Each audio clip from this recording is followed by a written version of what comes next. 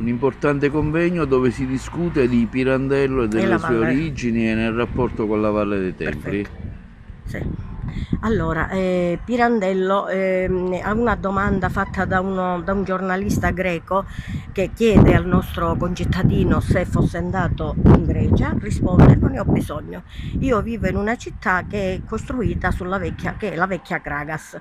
E in uno dei suoi scritti, Sei personaggi in cerca d'autore, nella prefazione, proprio Pirandello parla del rapporto tra il paesaggio, che può essere archeologico e non solo, e le vicende narrate. Io sono convinta che, come nel film, la colonna musicale è importante quando la trama del film, la stessa cosa avviene per Pirandello con il paesaggio, soprattutto nelle novelle. Io ricordo chiaramente Il capretto nero, Lo scialle nero, in cui la protagonista Eleonora, scendendo ai templi, si siede su un solito masso, ma si fa buio, spunta la luna e lei quasi piange, quindi ci richiama un po' Giacomo a scoprire la luna. La luna appare spesso nell'opera di Pirandello e alla fine Pirandello usa la L maiuscola come se, della luna, come se fosse una donna.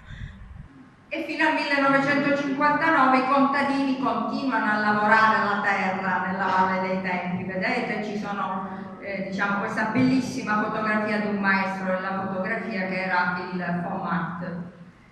E anche noi come archeologi ci siamo occupati, sempre con questo progetto della Valle dopo gli antichi, ci siamo preoccupati di capire meglio certe evidenze, diciamo, un po' misteriose, certe strutture che sono nella Valle dei Templi e di cui diciamo, non si è mai occupato nessuno. Ci troviamo a pochi metri, come vedete, dal Tempio di Giunone. Qui esiste una struttura particolare che è quella di un palmento, cioè un luogo dove veniva pigiata l'uva in questa vasca, è scavato nella pietra, qui veniva pigiata l'uva e il mosto poi colava attraverso questa piccola tubatura nella vasca, diciamo, nella vasca successiva.